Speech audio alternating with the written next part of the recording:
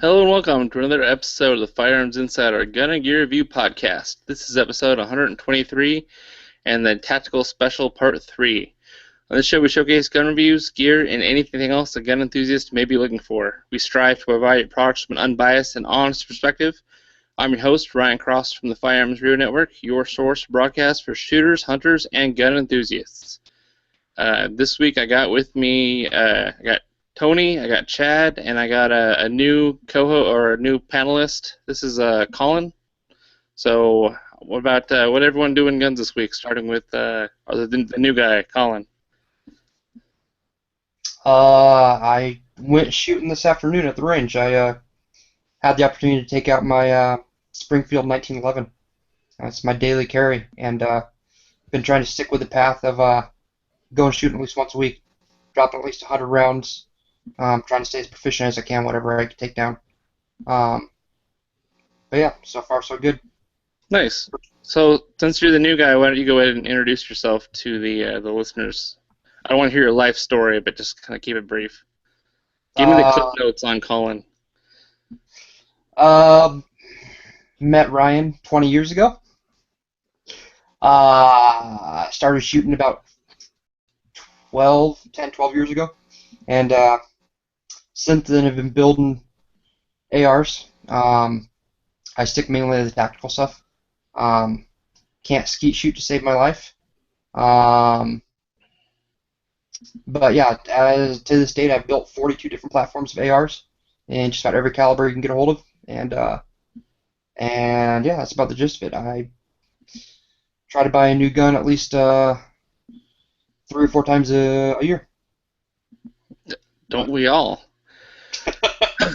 Unless you're Tony, in which case and you live in New Jersey and you're actually, it's easier to get a gun more frequently because you've got to sign up for it in advance. Isn't that right? Oh yeah, it's easy to get a gun here. All you have to do is hope the law enforcement professionals do their job. Yeah, had an issue earlier. Just talked to a guy. You gotta love this one. He says you have to make an appointment with the police department to come down to pick up the paperwork to get permission to get a gun. Yeah, it's 100% against the law. But Wow, it's a cop, so it doesn't count. Yeah. That's bureaucracy at its finest. Yeah. So, since we're on you, what did you do in guns this weekend? What did I do in guns this weekend? I took my Glock to Black Bag Resources and had a new front sight installed, high-vis front sight, because the Glock front sight I got decided to dance around on the top of my pistol and screw up my 25-yard headshot groups that I was shooting and really proud of myself with. And then all of a sudden I couldn't hit the target to save my life. Got a little irked. Every time I take this Glock out, something goes wrong with it. So it's getting like, at least 10, 12 more chances, and then I'm just selling the darn thing. You cut out. You there? I heard What him. was that? I was going to say, I heard him. Oh, right. Really? I cut out? Yeah. Something about his swear. Glock is junk so far. My Glock front sight fell off. It keeps choking, and I want to die every time I shoot it. I got a new front sight from Black Bag. It's a high-vis green front sight, and I'm hoping to take it to the range tomorrow and run a few rounds through it and actually do some grouping I'm proud of. And, it ain't real unless you post it on Instagram. Right. Instagram or it didn't happen. And we'll make fun of you. Instagram it or it didn't happen. Yep. Cool. So, Chad, what did you do this week in guns?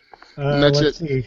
I went to a super crowded gun show and walked around and talked to all the people that I see about every gun show, friends of mine, and that was pretty much it.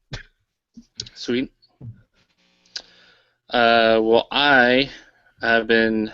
I finished my reloading bench, but I found that filled up very quickly with all sorts of tools. So I went and I got some more benches, just from the hardware store. It's just kind of an adjustable 5-shelf kind of like a scaled down version of what you'd see in like a warehouse as far as the different pegs for holding like pallets, except this holds just compressed boards in between the brackets. But you can break it down in half and have two very nice workstations. So I had a big sheet of maple still. So I went ahead and I cut that down to make a top surface and then stained it, sealed it. So I've got a reloading bench and two very nice wood top benches. And my dad gave me a really old Sears drill press, a 1/6 horsepower Sears Roebuck poor man's 3-speed drill press.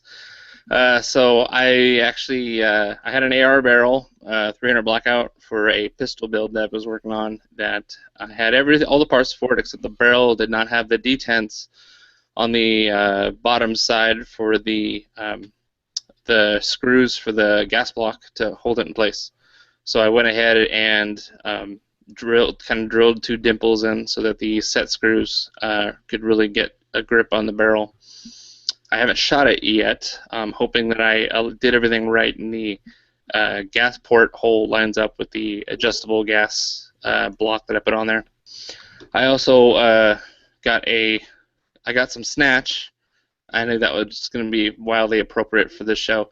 The Griffin Armament Snatch charging handle. I'm not joking. It's literally called Snatch. SNACH. And that stands for Suppressor Normalized Ambidextrous Configurable Handle. Hilarious name. I love it. So basically, it's just a suppressor modified, or not modified, but just enhanced charging handle.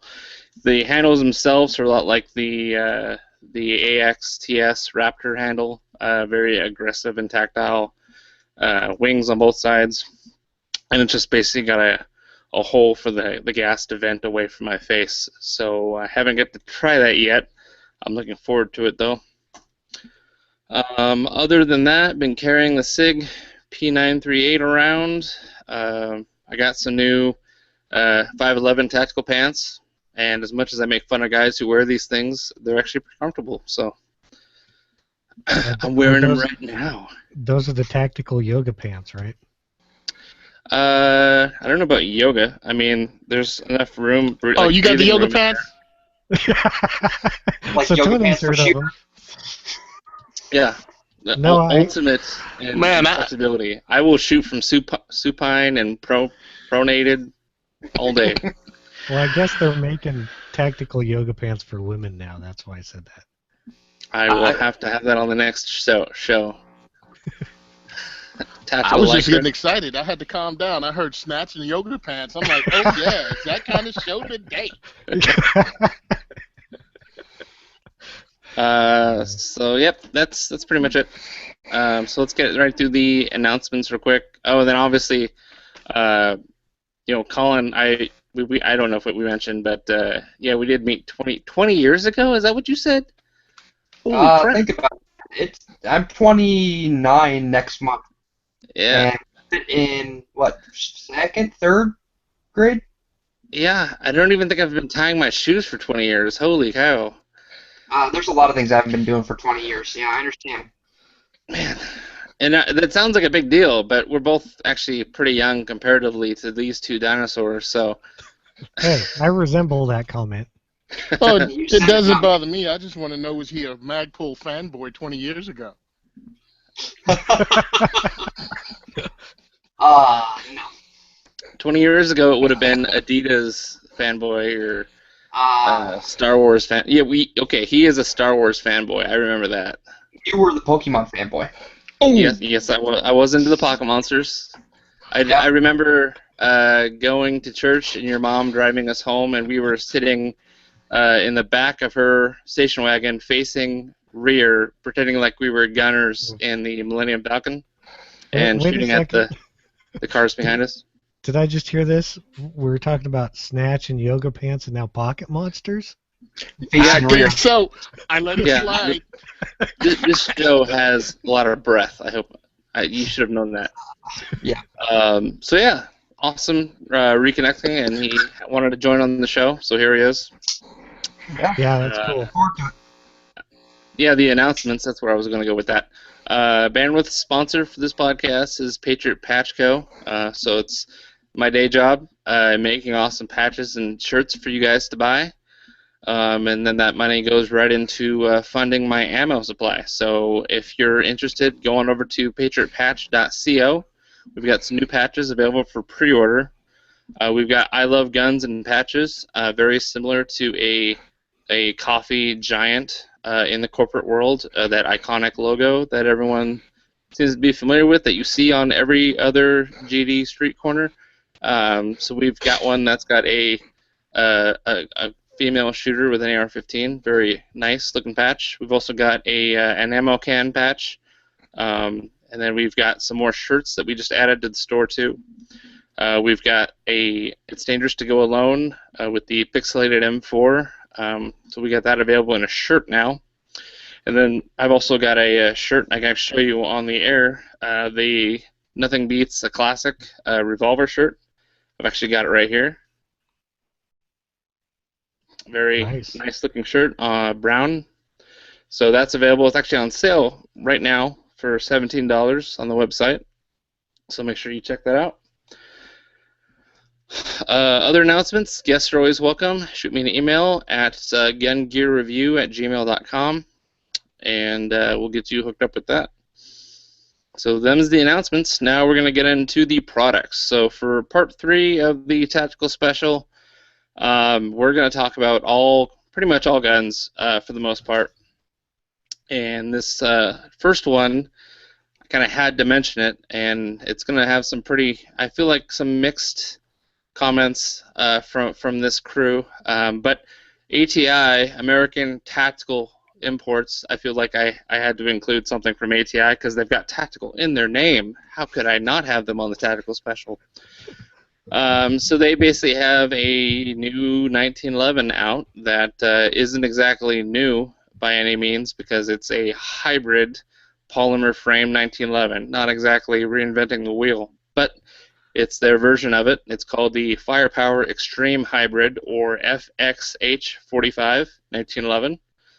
MSRP's for $659.95, and it's black, it's tactical, and it's the one thing that I'll say right off the top is that it has Glock front and rear sights, which is kind of a weird choice. I don't know whether, like, at the brainstorming meeting they were like, how can we make a Glock-esque 1911? Well, let's start with the sights and get a polymer grip in there. Yeah, because there aren't enough 1911 actual sights out there, I guess.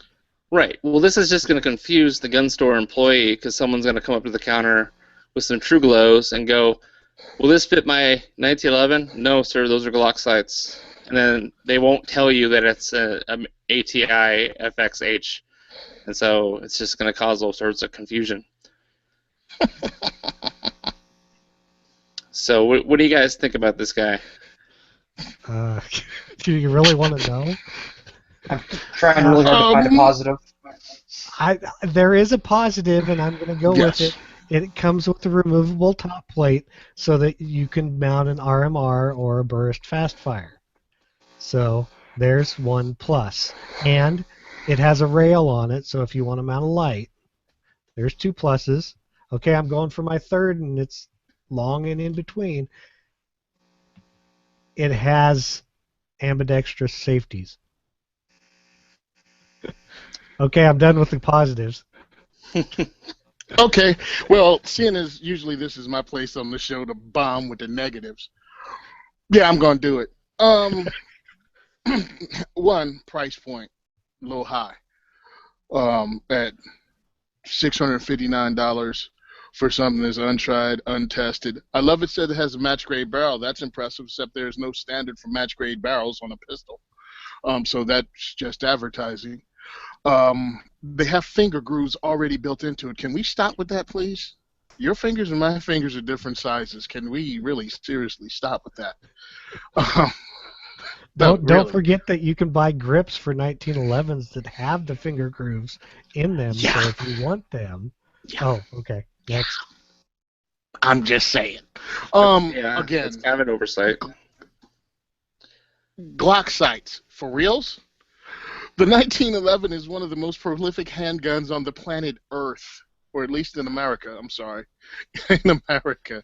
There's no reason that you can't have 1911 sights. Just like Ryan said, when you go into a shop and say you need 1911 sights, they're going to give you 1911 sights unless you tell them you own a Glock. I mean, excuse me, you own a plastic 1911. Sorry. But it is all made in America, which means something to a lot of people. I'm not blown away by it at all. Yeah. Well, here's a weird thing about those. It accepts Glock front and rear sights, but don't think that this comes with the stock factory Glock sights. You know, the white dot and the white U-notch in the back. It's Glock style, but it's a fiber optic front, and it's just got a nice black notch in the back with no white outline. So it's a vast improvement over factory Glock sights. I wish factory Glocks came with these sights, because then you might actually start living up to the Glock perfection marketing tagline. So the sights aren't bad. When we say Glock sights, I think people might be thinking, "Oh God, I hate Glock sights." No, not those Glock sights. Oh. These will fit on your Glock and make it much better. But they're not 1911 style. They're Glock style. So when you want to replace the sights, go ahead. Go ahead, bud. Oh, I was looking at various videos trying to find videos of this, and I found Hank Strange did a video of this at SHOT Show, and they had actual Glock sights with that white outline on the rear sight, but they installed it backwards. So it looked black from the rear, but if you looked at it from the front, it had the U line outlined. I thought that was funny. I'm like, for reals? That's what you did? That might have been done on purpose as an improvement, because I hate that white outline in the back. Yeah. Oh, that's what my FFL actually did to mine before he gave it to me. He said, I turned your sight around. I was like, cool. I would have done the same thing. So he turned the front one around so that it fell out? I really wish he did, because at least he would have tightened it. Yeah. So it's a full-size 1911, obviously single action, semi-automatic, 8+1 capacity. Like Chad said, some of those features you don't typically find on a factory 1911, and if this wasn't has someone got a phone vibrating? Yeah, we're good. Okay, good. So those are actually really good improvements. I mean, I'd love to see another 1911 manufacturer put a 1911 on the market with a factory, red dot sight and milled out in the slide. That's really nice. Obviously, it's a 45 ACP. The weight of this thing is another issue. 27.5 ounces empty with no magazine. Now, I'm going to ask I'm pretty sure probably at least two of you know what's the average weight of a standard 1911, but first one to know the answer, go ahead and chime in. It's like 38, 39 ounces. 30, yeah, mid-30s. And that's without a magazine? Like a lightweight commander style. Yeah.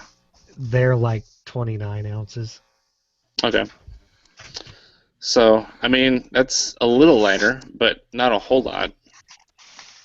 It's a polymer frame with aluminum inserts, just like Rock River has, and just like, would you say CCA or CAA? Somebody else. EAA. EAA. Yep. Sorry, I knew it was one of those alphabet companies. Yeah. Now, one more thing now that I noticed, it has the cutouts, but it has the cutout for red dot, but it doesn't come with suppressor lean sights, so you can co-witness. Just saying. Right, but you can put Glock suppressor height sights in there, which, I mean, you could get a 1911 suppressor height sights just as easy, so I'm not really sure what the logic was. This should have came with suppressor height sights and a threaded barrel or at least suppressor right sights since probably 80%, 75-80% chance that whoever buys this is going to want to put a red dot on it. If they don't want a red dot on That's their the only 1911, advantage this has. yeah, why would they get this if they didn't want to do that in the first place? Honestly, Yeah. I mean, that's the advantage. They have a 1911 with a cutout. Go ahead, Colin. the first thing I saw is I noticed that the trigger well a little bit larger. As a guy that shoots with gloves on sometimes, I thought, you know what? That is the one advantage I see of this compared to standard 1911s, where it's smaller, access for people with gloved hands and whatnot. Again, it doesn't come up very often, and most shooters aren't going to encounter it. But someone who lives in colder climates, colder weather, that's one of the first things I saw. And then when we look at it from side profile, it looks an awful lot like a SIG 229. Has kind of that slanted forward all the way across. It just looks too... They tried too hard. I think they tried way too hard to change something that was already working just fine. Yeah. What was nice is that in that trigger guard, it looks like there's a ramp built in that kind of blends into the bottom of that trigger, so that if for whatever reason you were pulling and your finger was lower in the trigger guard, that ramp would help guide it up to the actual trigger, instead of having just dead space right there. So it looks like there's a little bit of forethought put into that feature. Yeah, and I agree completely. Stop cutting out the finger grooves on the handle. That's the dumbest thing in the world. Yeah. Everyone has different sized fingers. I mean, Tony, you've got pretty large digits, do you not? Yeah. See, everyone's got different sized fingers. So why don't they just leave it a checkered front strap, for goodness sakes? Why go through the effort of putting that in there? And if it's polymer, they're molding it somehow probably, so you could make the mold with the checkering built in it, like you said, like everybody else. Yeah. Well, if you get it and it doesn't fit your fingers, you get your Dremel or your wood burning tool out and just stipple the heck out of it. While you're doing that, you could also do that to H&K USP. That way you can fit a damn light on it. Yep. Do that too. So yeah, this is just another tactical 1911 added that some people might actually be looking for. What's up? One more thing. I was talking, but I had my mute on.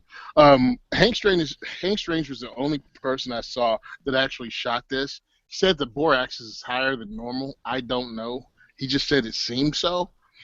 Again, I don't know. It looks weird, but I think that's just how they designed the front slide. I have no idea if it's longer or not. It's cool, but I mean, if they work on the price point is $659.95. If it comes in the mid fives, that's not bad for 1911 though. That's really good. It's not bad. Yeah. Oh no, believe me. I mean, pretty much that's the price of many of them, from Ruger to who else? Rock Island. Rock Island. Yeah. Yep. But I'm looking at this going, if I have a choice between this and a Rock Island and the extra 6 ounces, I'd go with a Rock Island because I know everything is standard. But if I just got a range gun, I mean, hell, I own a High Point. I'm not going to be picky about what I buy for the range. Right. Yeah, as a 1911 purist, just the sight of it made me like it. I mean, you could get the cheapest Rock Island you can get, and then put on those polymer grip panels that go, basically add on to your trigger guard and give you a light rail. We reviewed some. I know I gave a bunch away about a year ago. Was it the Recover CC3? Recover Tactical? Yeah. So anyway, I think that's probably as much as we could say about that. I mean, I think the cocking serrations and the angular work on the slide are kind of cool.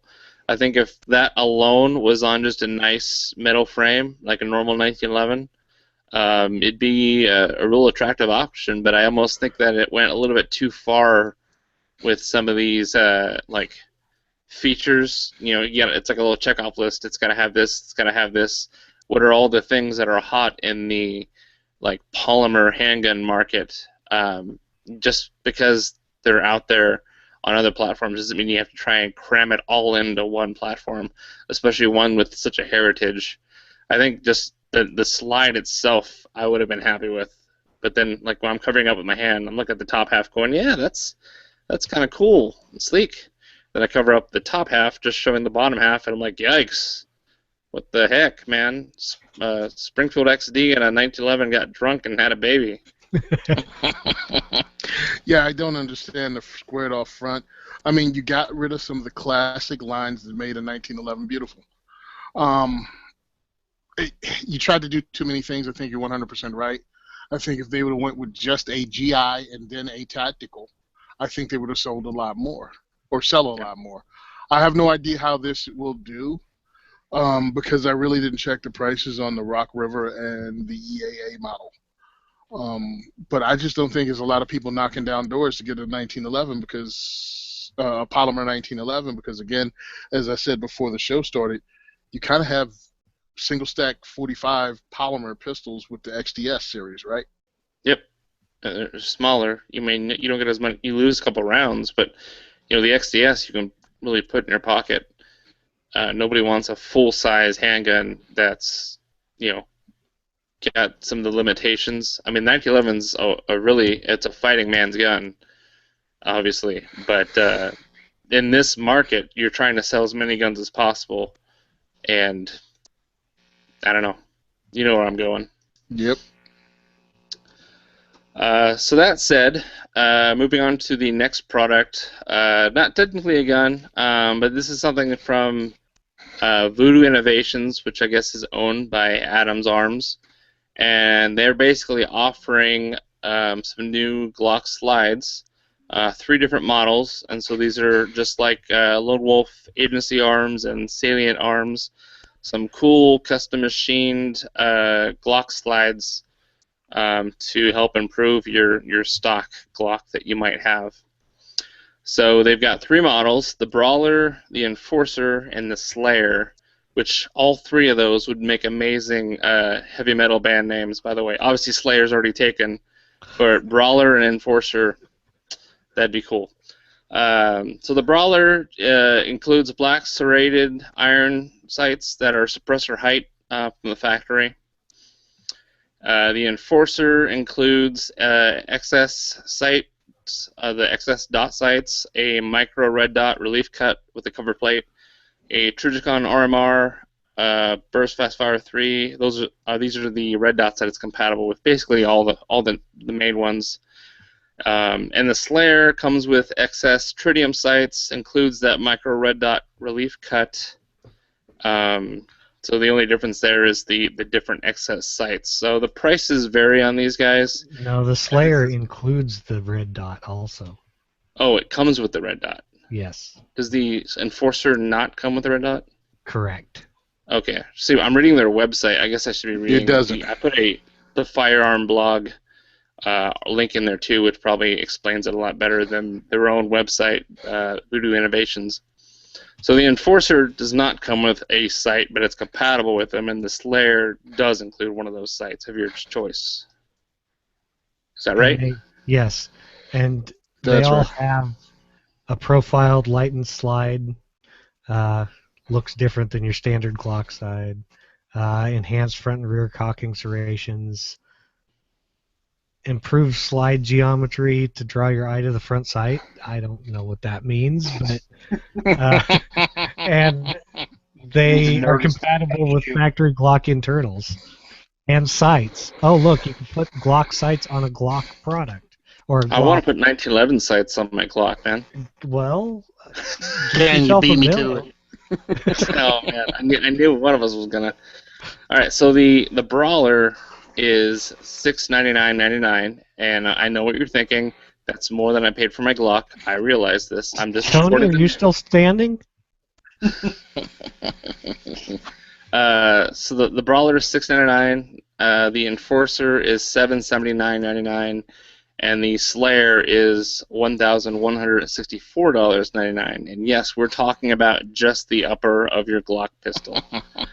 Obviously, we're talking about a kind of boutique market, somebody that's bored with their existing Glock, and they, they're not opposed to, their Instagram account. They're tired of taking the same picture of their same Glock Gen 3 or Gen 4, and they want to mix it up and get some nice, sexy new slides on their Glock. This is going to be that market right there. The geometry of the back, what you mentioned, how it, like, I'm using air quotes, is how it draws your eye to the rear sight. Basically, they took the Glock, it's kind of a rounded square in the back. They just tapered it. Instead of it being a rounded square, it's now a tapered corner, or a, milled corner square. That, I guess, that leads your eye to the sights more. I'm no scientist. The rear cocking serrations actually look pretty shallow to me. They look stylish, but they don't seem entirely useful. Is that just me? Nope, that's not you. That's okay. Not just you.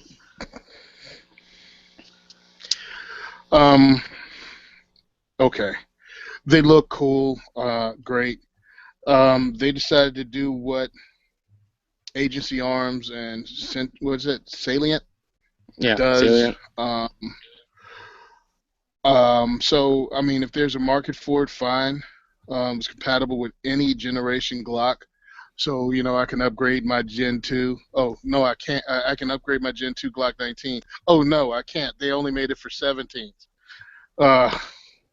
They say other stuff, but I watched the video, and all they said were they have copies of the 17, excuse me. They didn't say anything about a 19. They didn't say anything about the 22. They mentioned that the 19 was in the works. What? Yeah, so it's in the works. That's all we can say. Yeah. Which is more popular, the Glock 17 or the Glock 19 in concealed carry? Well, you said concealed carries. That tells me that it's 26. I thought it was like the 43. Yeah.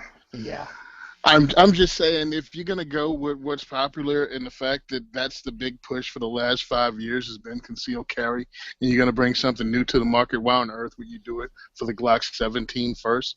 I mean, the starting point should have been 19, and then you go either down probably, unless you're doing this for competition, and then I guess a Glock 17 is fine. But it seems to me you do the Glock 34, 35. Yeah. Obviously, it does come with a threaded barrel, so with the taller sights. So this is basically if you want to upgrade your Glock to run a muzzle device or suppressor and have that rear sight availability. This is like a one-stop purchase in order to do that. Comes with the barrel, so you're ready to rock a can on there if you want. Has the taller sight, so you can co-witness with that red dot, or with that, if you don't even have red dot on there, be able to see over the profile of your can when you're aiming downrange. I got caught up and I couldn't find this. I was going to ask you, have you tried any of these XS sights out, Tony? I haven't had anyone show up at a class or anything with XS sights yet. And I haven't met anyone at the range that was running them yet. I want to check them out. I like shooting precision. I like shooting tiny groups no matter where I'm shooting from. And I know the XS sights take up a lot of room. You know what I mean? They block out a lot of the target. They're wide. They're for your eye to pick up quickly. But I've heard Jeff Bluevin said he can shoot accurately with XSs out to 100. So it's just you have to compensate. Mm-hmm. I just know they're wide. Right. So, I mean, these are the prices that they have listed as MSRP. Obviously, hoping street prices, they come down even more. So, if you do the math and you figure out that just an OST slide that's configured similarly, so it's going to be somewhere around $550, $600, and that's without a threaded barrel. So throwing in a threaded barrel, call that like $150, $200 value. it kind of starts to get in there. I just not like a huge fan of spending that much on the slide of the Glock, which, I mean, you change out the sights, and that's pretty much all you need for like the improvement. I mean, I think the frame of the Glock needs the most help out of the two halves, but that might be just me. That's why I really support Lone Wolf, obviously, by the patch, rocking the Lone Wolf patch. Mm-hmm. Guess who made that? This guy.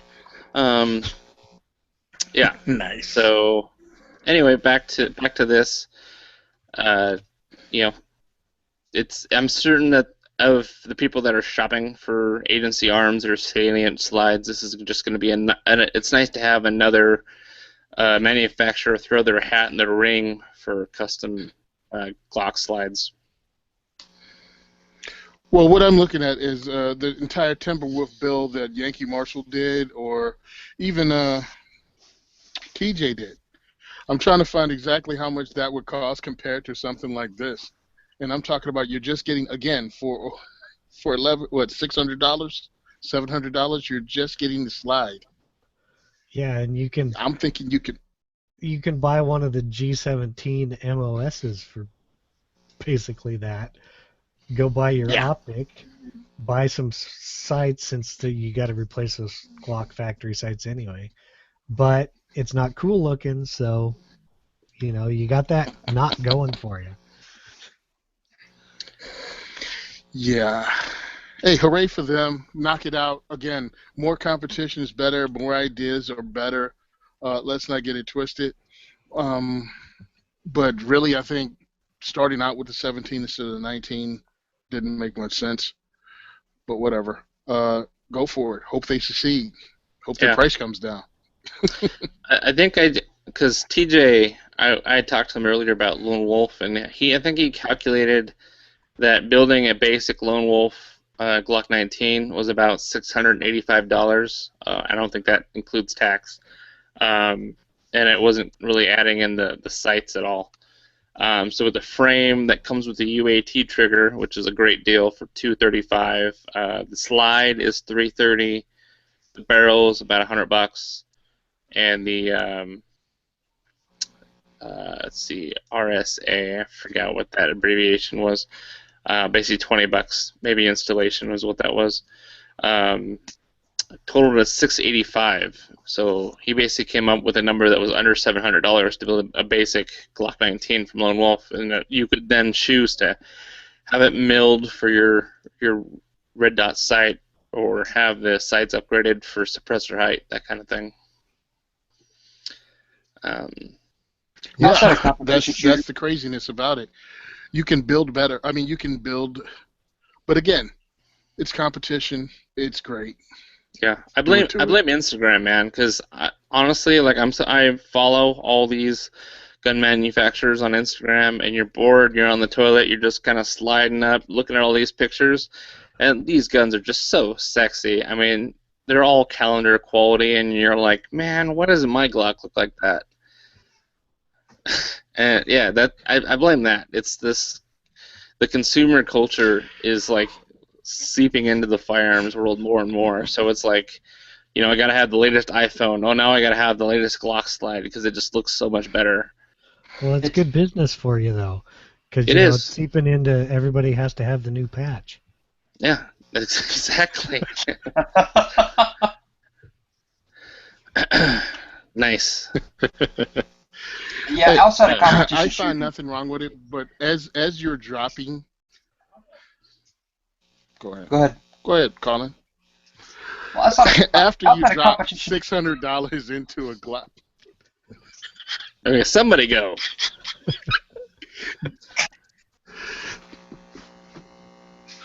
Finish what you were saying. He pulled his arm. Outside of competition shooting, I'm not dropping $1,200 for a slide and sights. I mean, for that price, buy the top end SIG. Why do it for a slide? There's no at all.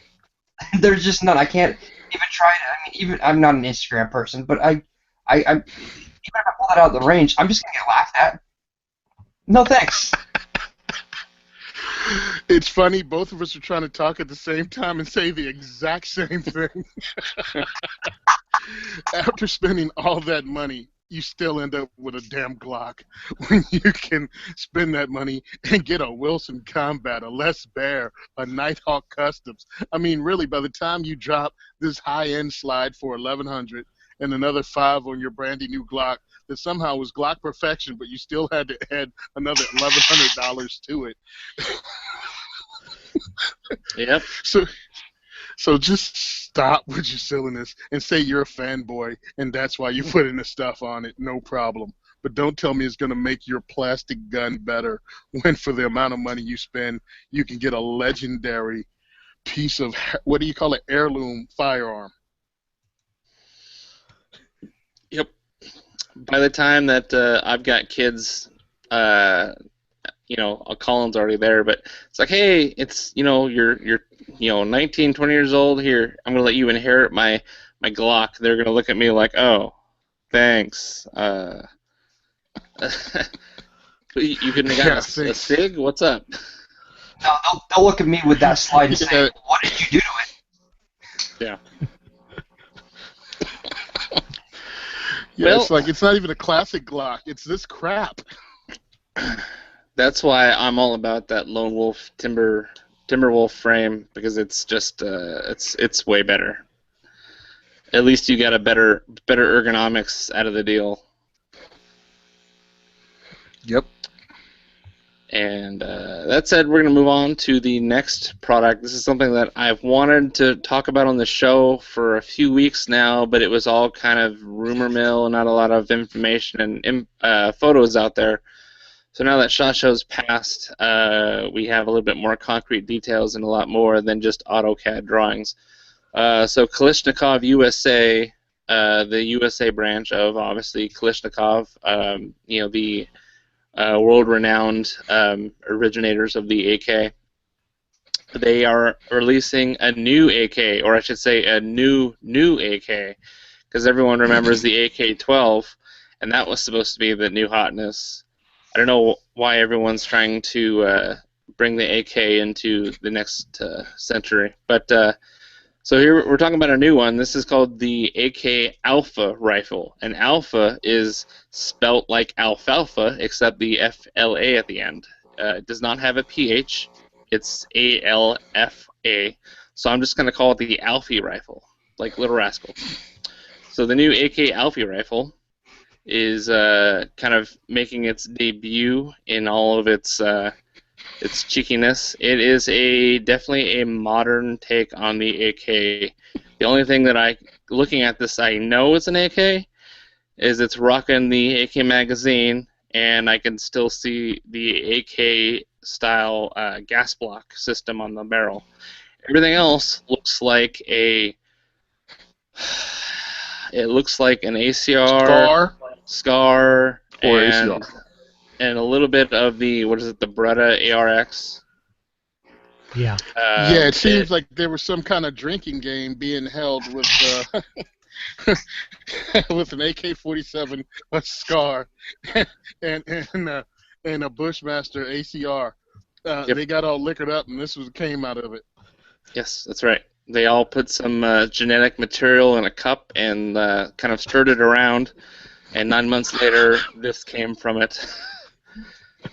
And it's not all bad. There was 3 guns in a cup. Yeah, three guns, 1 cup. That's 3 guns, 1 cup. Title of the episode. Oh man. Jake's gonna pull us off the air. All right. So, okay, the features on this guy. Obviously, I can't give you an MSRP because it's still in the to-be-announced stage, but it's rumored to be under $1,000. And all I have to say is thank God, because if it was an AK that was over $1,000, I think Mikhail would have rolled so much in his grave it would have started to turn the world the opposite direction.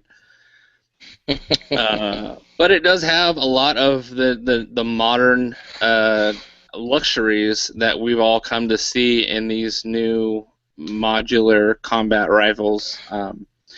So we'll start from the back and work our way for the front. It's got a folding stock, similar to the Magpul AK folding stock. It has an adjustable length of pull, obviously, and adjustable cheek rising system, very similar to the ACR, wouldn't you guys say? Yes. Yes.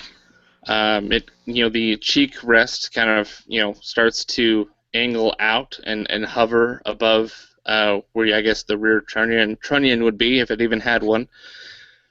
It's got basically a sling loop in the top. I'm sure it's got, I see some QD sockets in there. It's pretty standard. It's got a larger loop in the bottom of the toe. The recoil pad is interchangeable. So watching the video, it looked like there was 3 different recoil pads that you can change. One that's kind of more concave, one that's more convex, so it's actually like more rounded. I guess that's so if you're like wearing body armor and you're constantly going from the low ready to actually aiming down sights, you're rolling it in the pocket of your shoulder. So I guess that's where that rounded or convex profile would come in handy. So then when we get to the grip, it does have what would be like a Magpul-esque insert that you take out the bottom of the grip, and then you can store 2 batteries, CR123. It's got interchangeable front and back straps on the grip. So obviously we're talking polymer here. It's a polymer shell. I'm not entirely sure what half is metal, what half is polymer. Before the show started, I kind of mentioned that it looks like a company that makes 1022 tactical aftermarket stocks made this thing, just because it looks like just a plastic shell over an existing gun platform, kind of like the Archangel or one of those. Yep, it looks like ATI stuff. Yeah. Yeah. I know I buy ATI stuff, and that's what it looks like. Yeah. The classic AK-47 magazine release, it's still in the same spot. It is a different, instead of it being kind of more of like a paddle lever, it looks like it's kind of integrated into the trigger guard a little bit. Looks like a hunk of plastic to me. But the interesting thing is the safety. Everyone knows the AK-47 safety is iconic. It's not as like. Chad, what did you say about the safety earlier? It's not fun unless. I said the AK safety is not worth anything unless you can actually make it go to the happy switch section. Yeah, flip it all the way up and let it ride. Yeah. It's got much more of an AR-15 style safety. So you've got your, flip it vertically or horizontally for safe versus fire. You can get it with your thumb, which I guess is an improvement because, unless you're an 8-year-old in, a war-torn country, you're not completely familiar with that safety. I guess they just designed it that way to be universally hard to miss. It's big. The it's there. 8-year-olds just push it all the way up anyway. Yeah, exactly. Yeah. So that but said, understand where we're coming from, but when then. Go ahead, man. What a minute. I think he's done. What were you gonna say, Tony? No, I'm just saying when the AK was designed, remember we had the M1 Garand, M1 Carby. I mean, it was still good to go for what it was. Remember, this 1950s design that the AR-15 is, it still took a while for it to be accepted in this country, much less everywhere else. Now it's a standard worldwide, but that took years. People tend to forget that the AR was actually designed in the late 50s. So It's taken a long time for it to become this overnight success. The media acts as if, it just popped up. Very true. So unlike the dust cover is quite a bit different than what you'd consider to be standard AK. It does have a flat top Picatinny rail that goes all the way down. It's kind of almost like a monolithic upper if you think in the terms of an AR, whereas there's no like handguard that meets with the upper receiver or meets with the receiver and then goes into the dust cover like an AK-47. It's all one piece, which is really nice. I really like things kind of being cleaned up and moving in that direction. The charging handle is reversible, so it is actually truly ambidextrous. So you can move it to the left or right hand side, much like a Tavor. You can just take that charging handle and undo the whatever roll pin or screws are holding it in and switch it over to the other side, which is really nice. It looks like, based on the 3D graphic they have showing all these moving parts and functions, it folds to the left side. The stock was the one I'm referring to. It folds to the left side of the receiver as opposed to the right. That does not look like something that you could switch around and make different as far as ambidextrous. I might be wrong. Kudos to them if you were able to switch it to right-hand side folding. But the big advantage, or I guess kind of an issue with having an actual, like a regular traditional AK and having that folding stock, is that like the Magpul one folds to the right side, and that's where your charging handle is, so it can interfere with that if you have a different the angle of the trunnion, and if you have a cheek riser on that Magpul stock. I kind of covered that in the review, but also that's where your safety is. So you've got two vital controls being hindered by when you have the stock folded over. So it's kind of nice. This folds to the left side, so it's not really in the way. Plus, honestly, if you're a righty like me, you're going to switch it to the left side charging anyway, because that's what it's nice to use your support hand for charging the rifle instead of having to reach underneath and get all like Eastern Bloc tactical with it. But yeah, the safety is just almost exactly like an AR-15 safety, and that is ambidextrous. It looks like it's a larger kind of safety switch on one side, and the other side is a little bit more smaller in profile. Yeah, it looks more kind of like HK style. Yeah. Oh yeah, MP5. Yeah. Go ahead, Colin. Yeah. No, it has the front end where the barrel comes out. Actually reminds me a lot of the HKG 36C, where it has kind of that open stock in the front where you can see all the way through it. It looks pretty nice. As an AR enthusiast, I gotta admit though, if I saw this on the shelf for $400 or $500, I mean, I understand the price. But I know I might be tempted. It leaves enough to the imagination, and there's enough AR styling in it that I would want to really get my hands into it. I don't know why your mic keeps going in and out of. I think this stereo and mono. It seems like. Is your microphone plugged all the way in, Colin? Should be. Okay.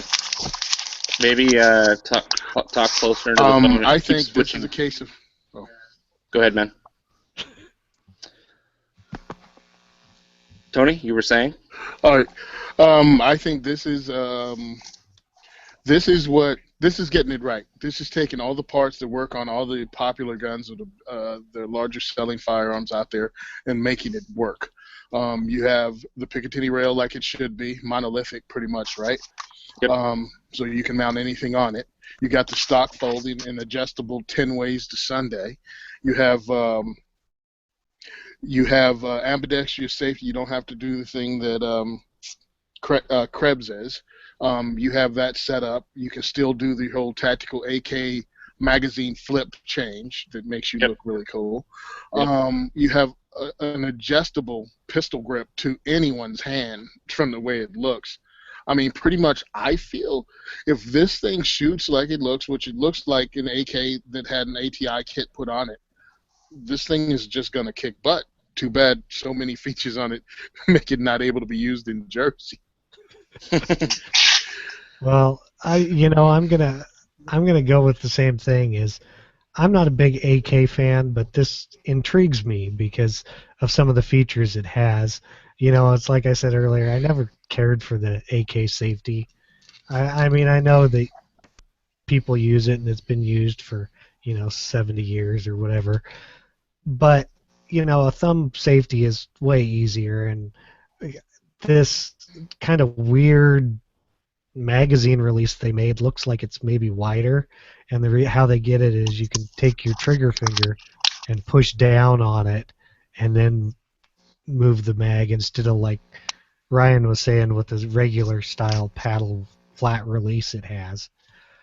But, it looks nice considering, all the different features it took from all these different rifles. But, if it comes in under $1,000, I think they might have a hit on their hands. I mean, a lot of people like guns like this. I would at least look at one.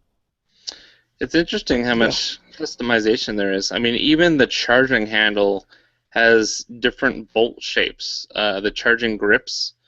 So there's like at least three different ones you can choose from. So if you want to customize how that feels when you rack your bolt back, you can customize that as well, which is pretty handy.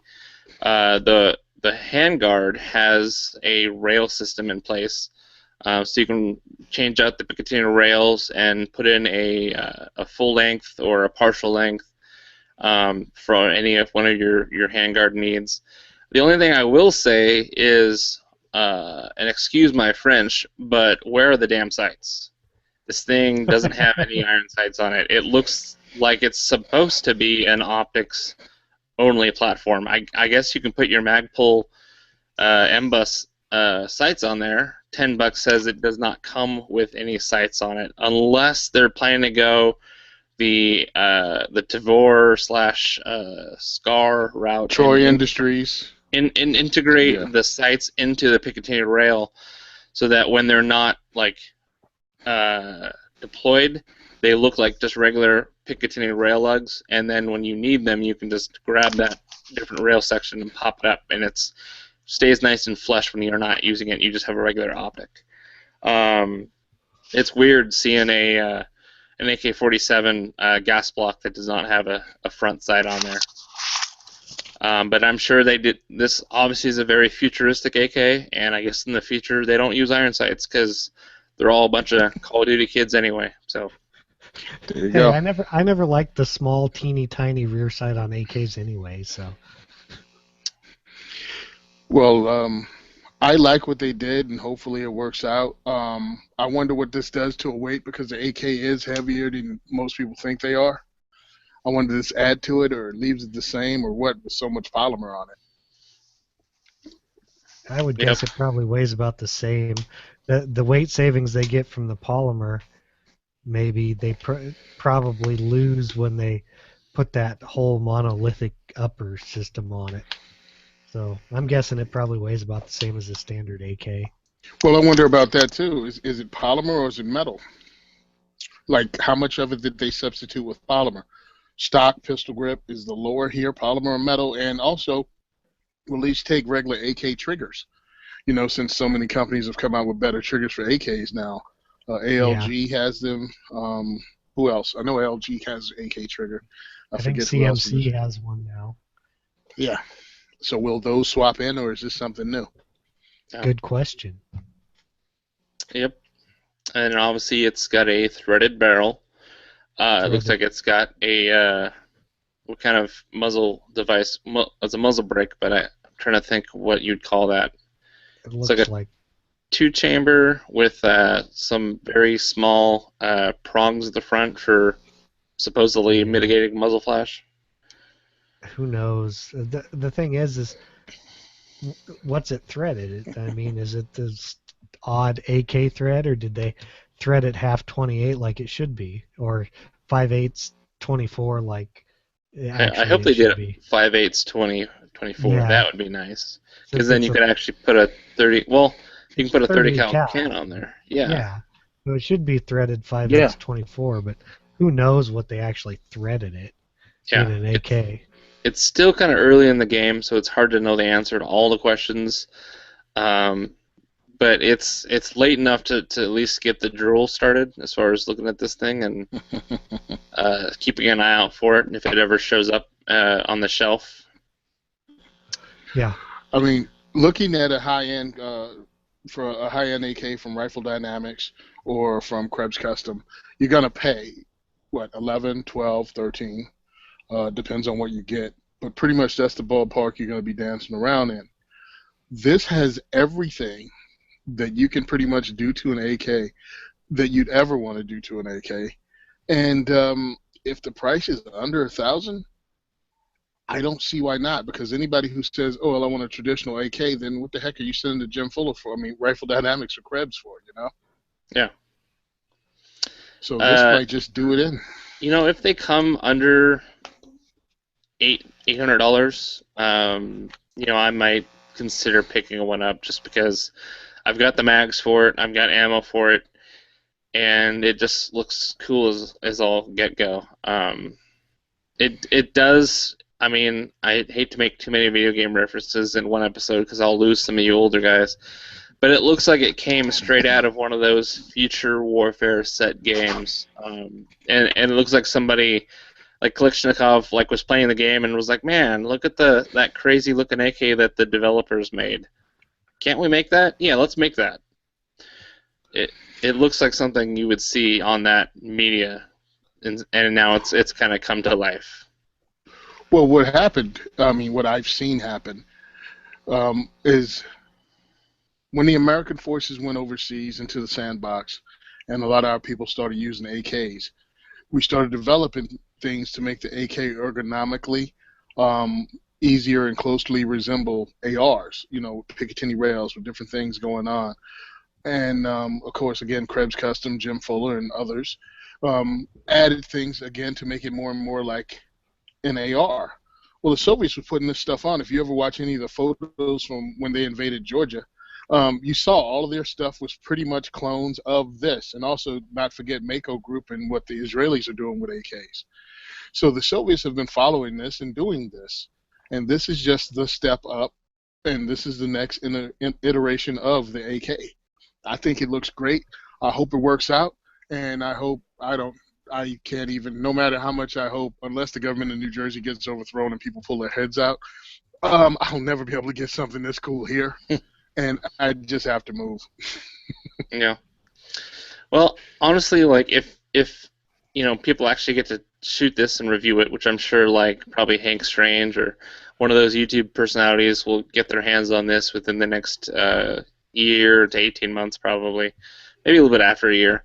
But if it addresses the accuracy issue that the AK is kind of known for, I know a lot of that has to do with the nut behind the trigger, but the AK isn't exactly a 1 MOA rifle. I mean, even if you have this thing in a vise, it's not real prone to accuracy just the way that it's set up in its configuration. It wasn't meant to put small groups in paper.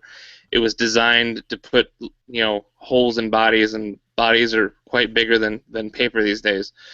So if it gets closer to 1 MOA accuracy, you know, with optics, then, you know, if this stock, this configuration, this chassis somehow miraculously makes it inherently a little bit more accurate, then I could see paying, you know, closer to $800 or more on it and getting one, because obviously it's a drastic improvement.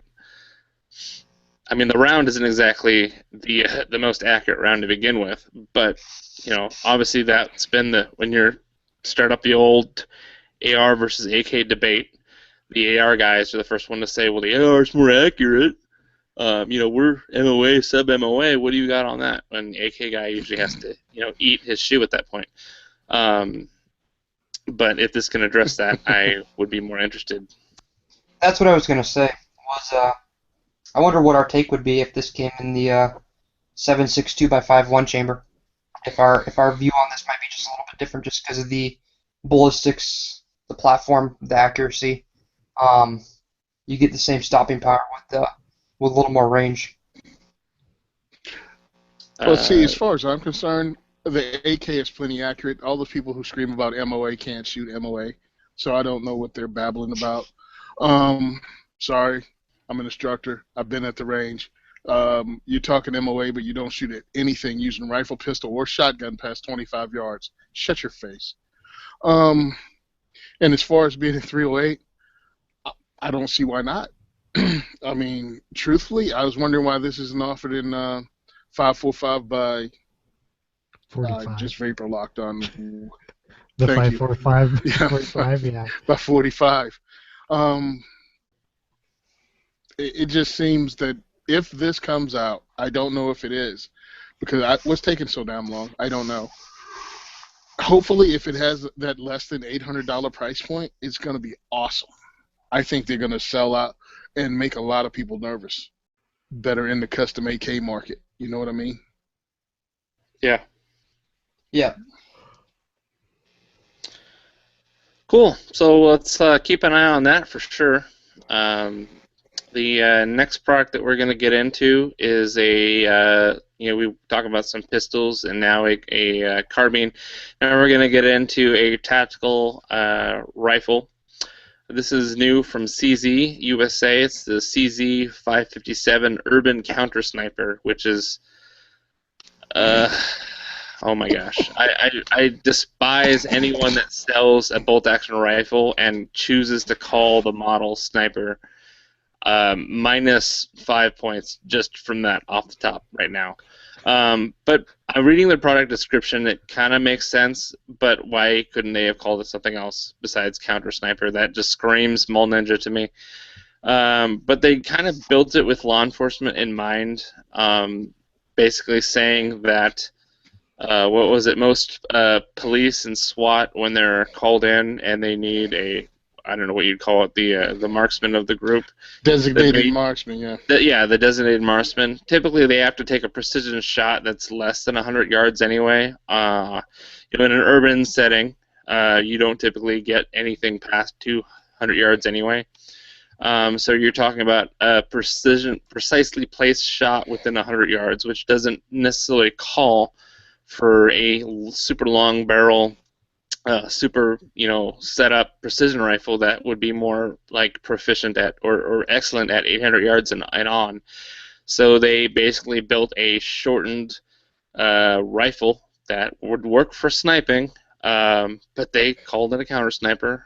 So you can shoot snipers. I don't know. So it's chambered in .308. It's got a 16-inch barrel. And kind of like the Remington 700 AAC SD, I can tell you that a 16.5-inch barrel shoots fine.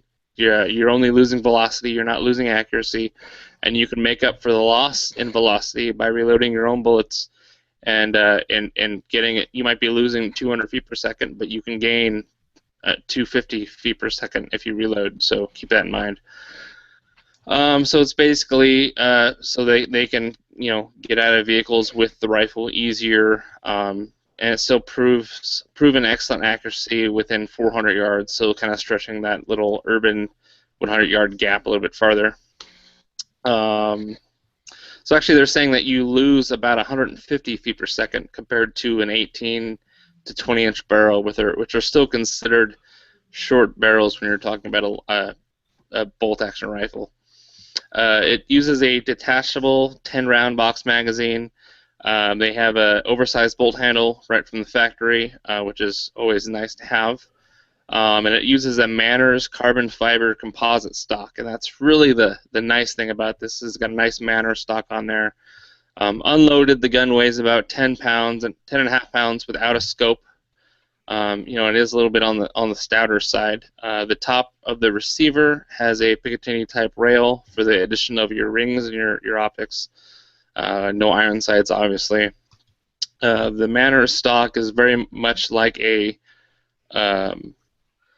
bench rest stock, somewhat. It's got a very flat comb. It's got a nice vertical drop on the grip. It's even got a little bit of that hook that was it the Bell & Carlson, it's the Remington XCRs have that hooked buttstock. Yeah. See, it's got a 3-prong flash hider that's a QD suppressor compatible. I don't know if it's an AAC. Was it Breakout or Blackout? Is it Breakout? No, Breakout is the muzzle brake, so this would be the I don't know. But it looks like that 151 tooth suppressor compatible muzzle brake. I'm not sure if it's specifically compatible with one brand of suppressors or not. Obviously, it would be. Everyone's got a different quick detach platform. It's got a fully adjustable trigger, 2-position safety, and is flush fitted with QD points on the left side of the rifle for your sling attachment points. And there is no suggested retail price on it yet. So I sped through that, but want to get your guys' input. What do you guys think about this? One at a time, obviously. I was going to say, for the market they're looking for, if, mainly police, law enforcement, not so much military, something like this would be a good rifle for them. It's shorter, just as accurate. Like you said, most of the shots are under 100 yards. They can store it in their patrol car easier, and from all those things, I can see how it's got good additions. It's got a nice stock. Looks like the barrel profile's fairly heavy, just from the pictures. It doesn't really say, but so I can see what market they're going for, and I think they hit the market. But like you said, the name, well, you might as well go back to the Alpha AK or whatever it is, and we can stick this one in a video game too. Well, I mean, the big. I know Tony is going to back me up on this, but language is everything. And if this is like if Bushmaster put out an AR-15 and called it the whatever assault. Assault is a word that obviously the other side is using to condemn the scary features of the rifle and to make it what it's not. It's obviously not a select fire weapon, which we would classify as an assault weapon. But it doesn't help if you're marketing your gun with the word assault. Now, as something that I'm worried about, as I'm sure Tony is too, is that once they take the ARs, they're going to start going after the bolt-action rifles, because all of a sudden it's like, oh my gosh, remember those high-power rifles we just got rid of? Well, all bolt-action rifles have a bigger, higher power caliber than 223. Oh my gosh, we just figured this out. And all bolt-action rifles are sniper rifles. That's what I'm worried about. If you're marketing this as a sniper, you're going to scare politicians. And until we are able to fully win this war on, the media bias and whatnot, you're just no. Hey, I'm blaming the Czechs on this one. Yeah, back me up, Tony.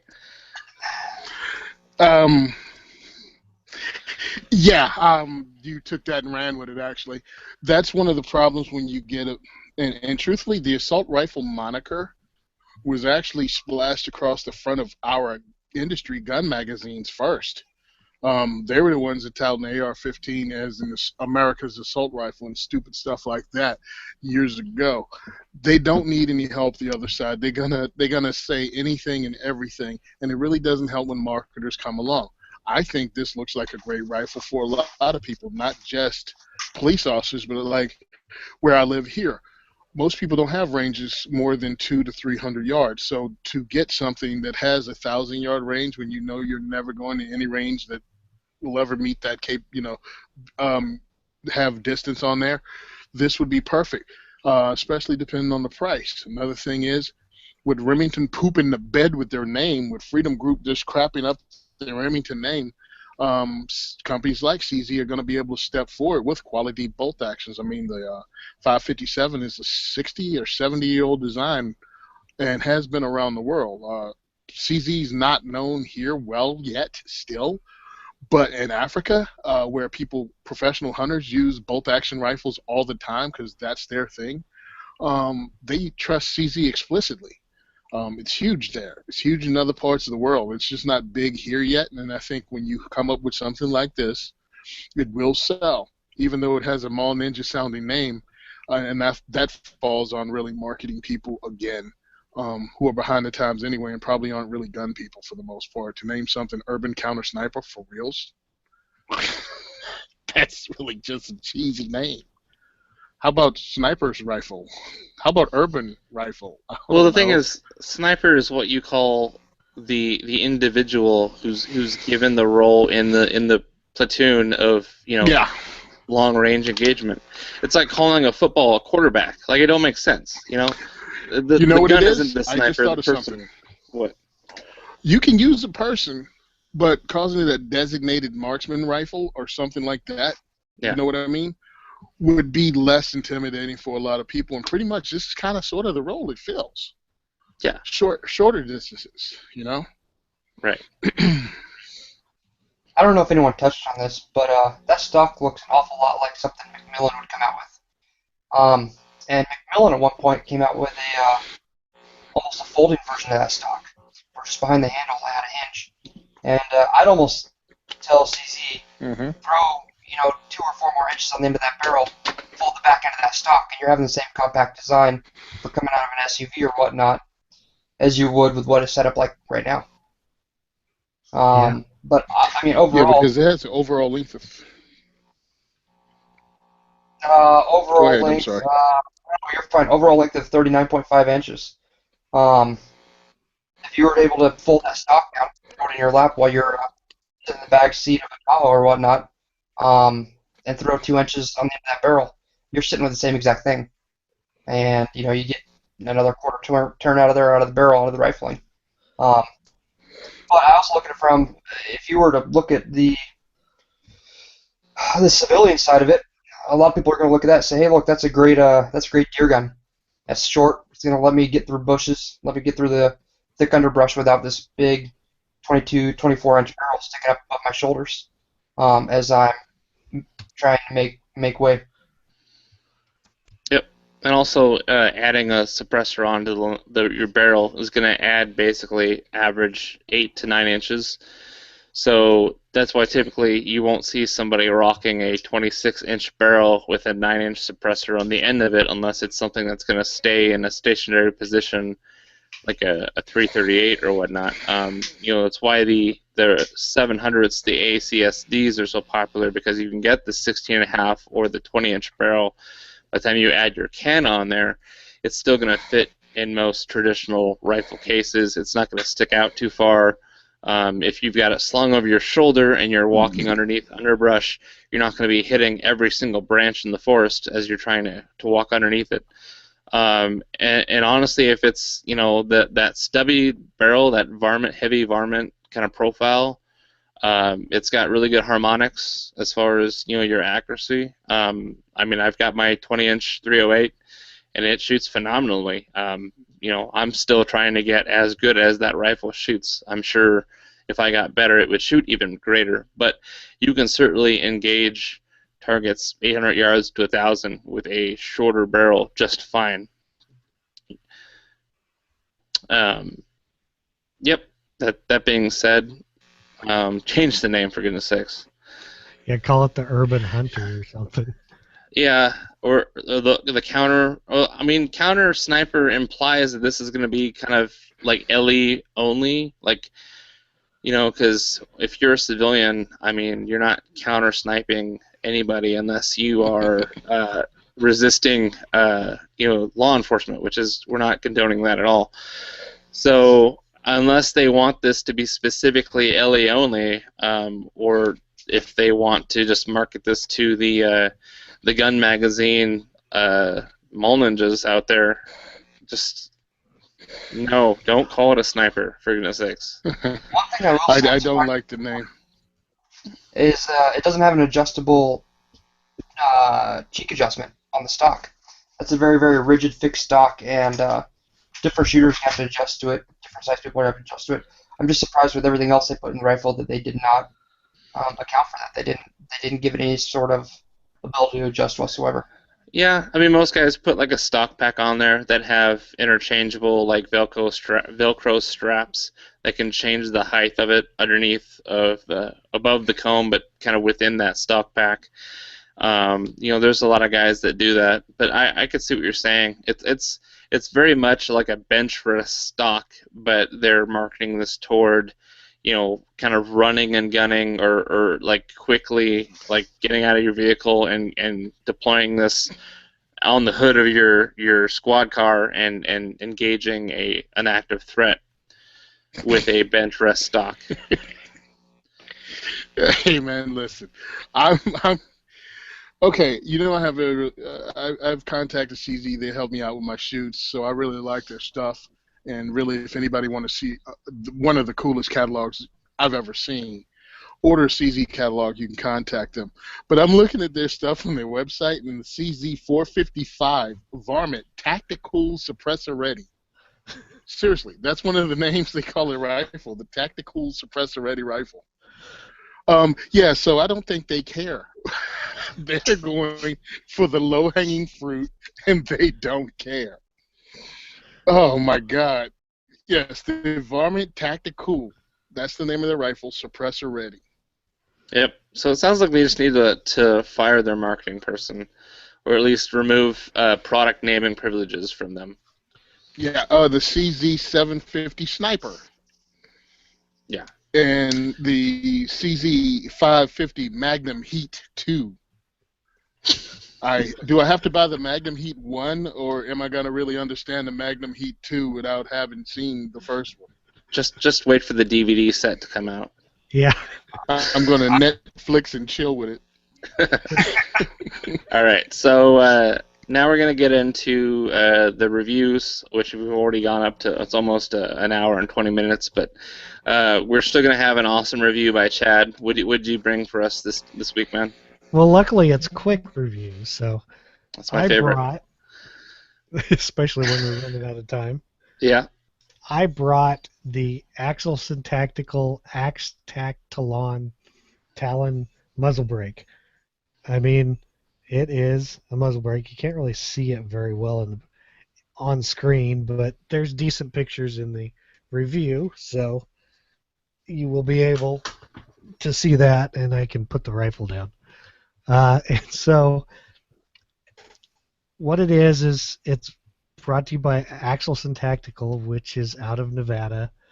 And the company name, it was started by the brother of Matt Axelson, who if you've seen Lone Survivor, he was one of the 3 killed in the 4-person, whatever it was, SEAL team.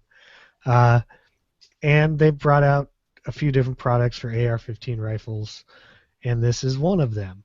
I actually put quite a few rounds through this, not this break, and they did a demo out at the range here last summer, and that's where I learned about this break, because I was shooting their rifles, and they shot flat as all get out.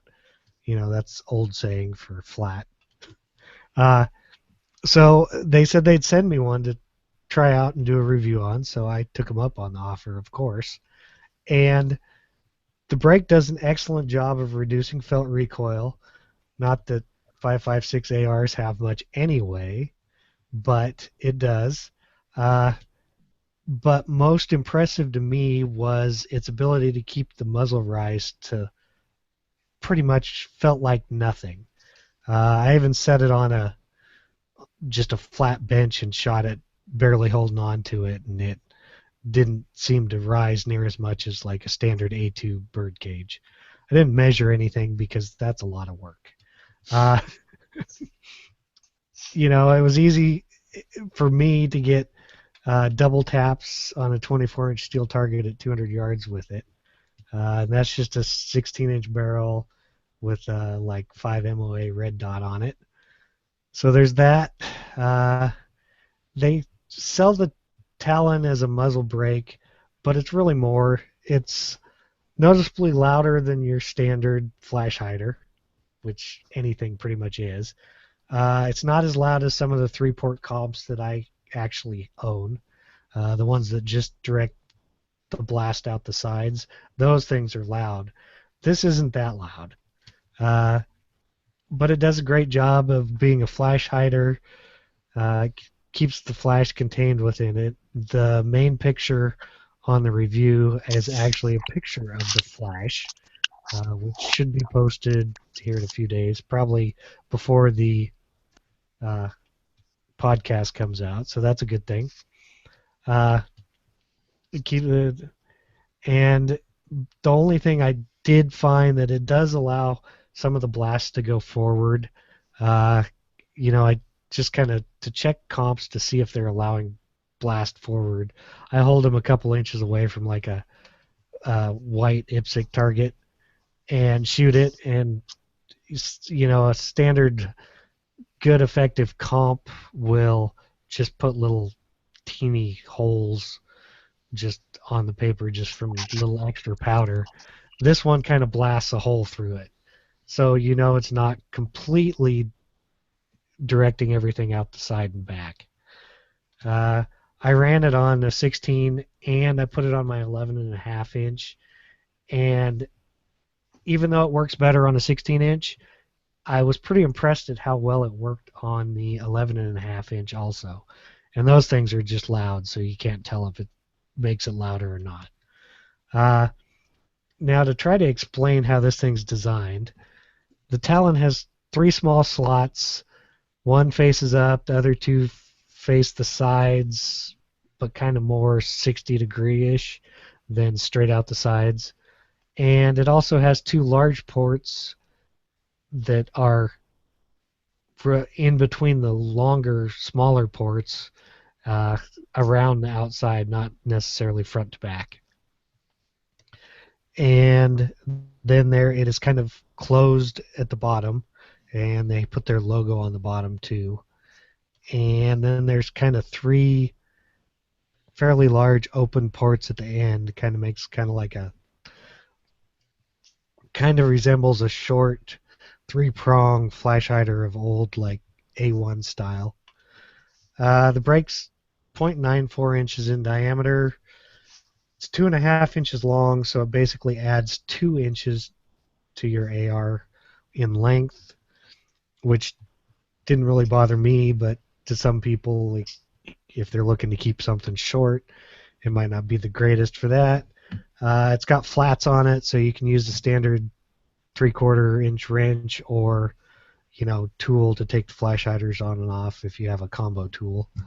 It's made from stainless, heat treated, and black melanite coated, so it shouldn't rust ever. It's threaded the standard half 28. They only make it for 5.56. They do not make a 30 cal yet.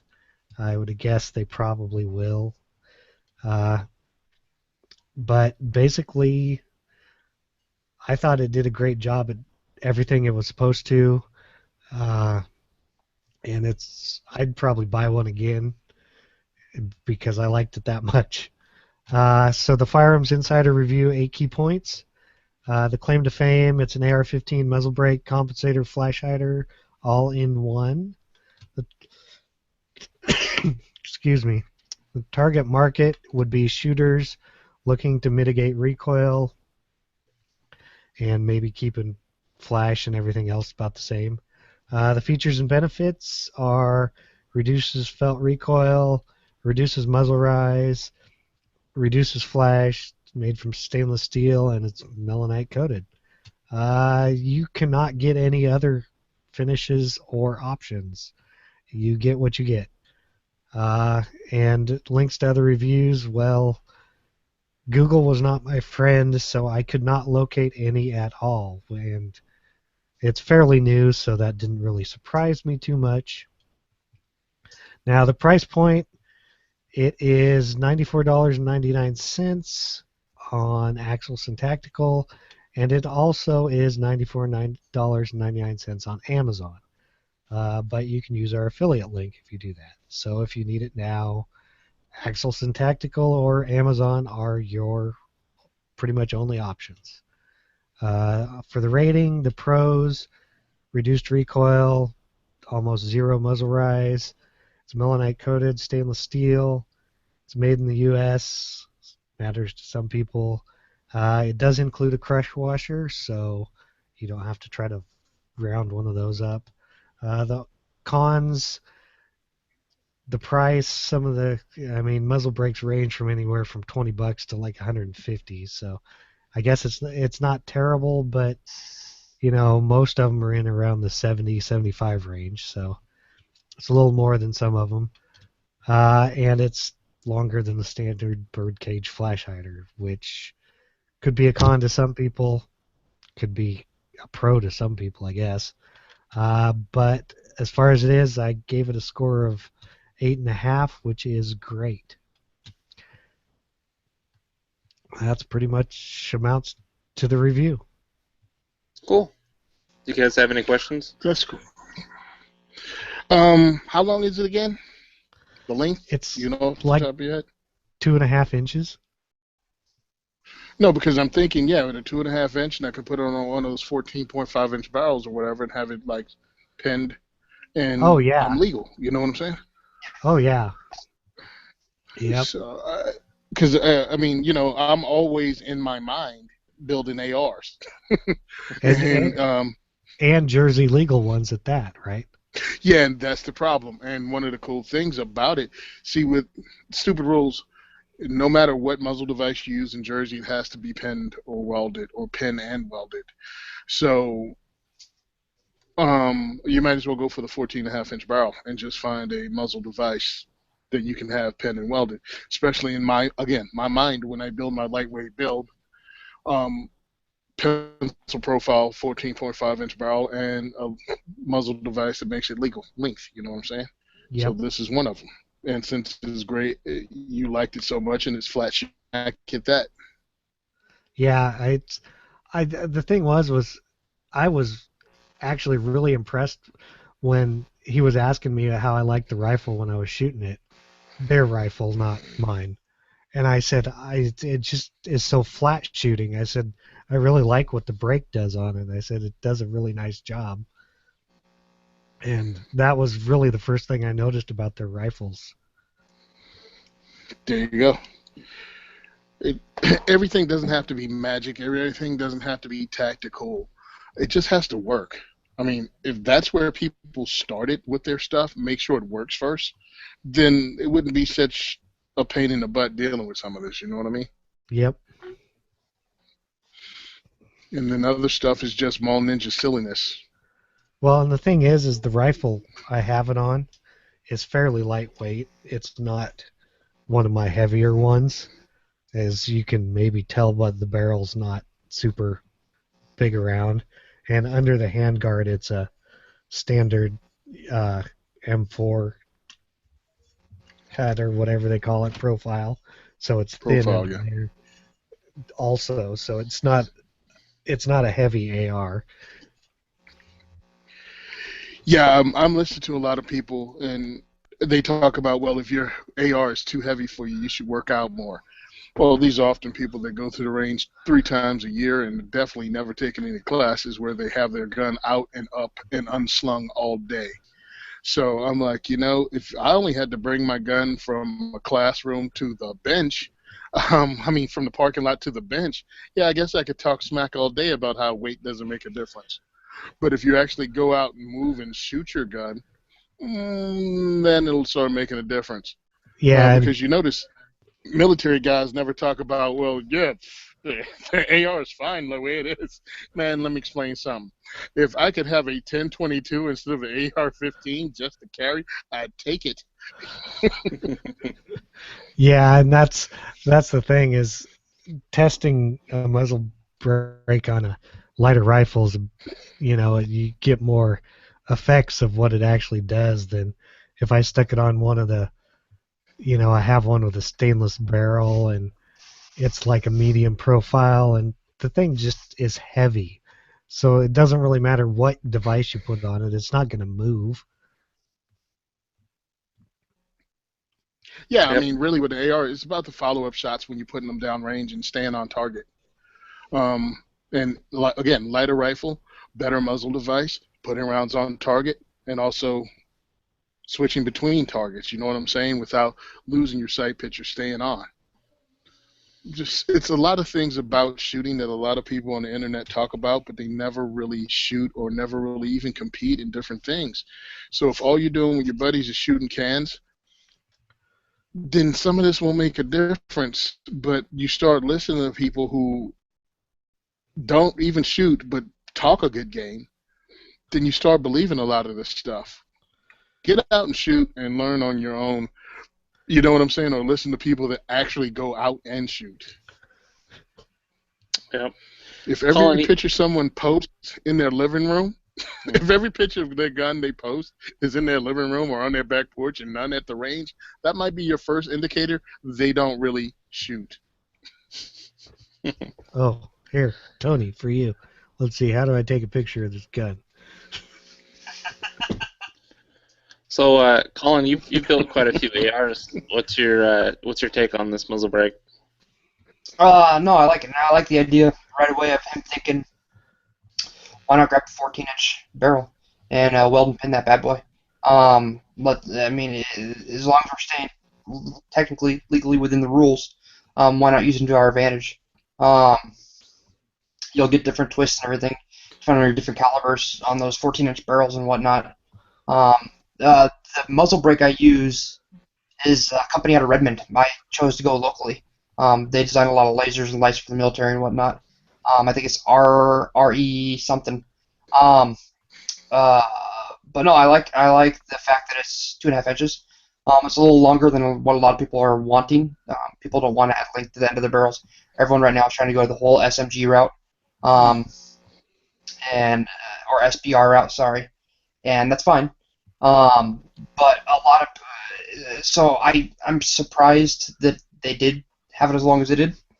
I'm curious to see what it would look like firsthand, or at least on video, in the dead of night.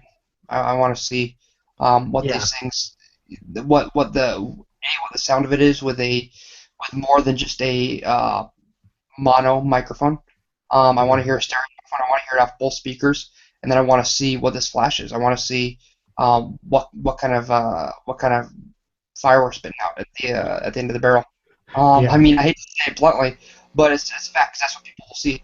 People that research these guns that don't have any actual real-world experience, they get their information off YouTube. They go off YouTube, type in AR-15.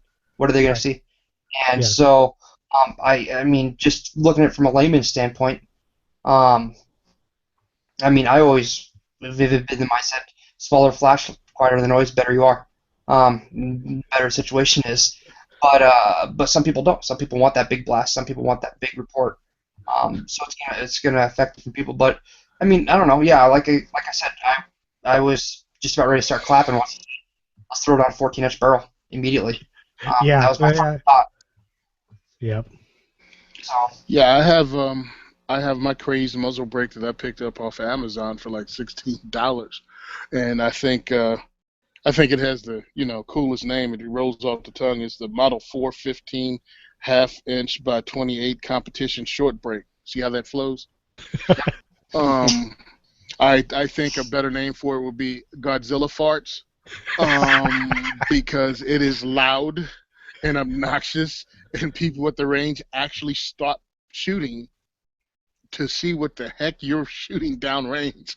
It's awesome for the shooter.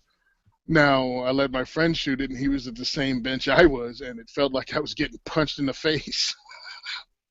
Yeah. Because I was standing beside him and behind him. And the concussion was ridiculous. Tony, I have one of those on one of my ARs, one of those Amazon, $17 3-port muzzle brakes.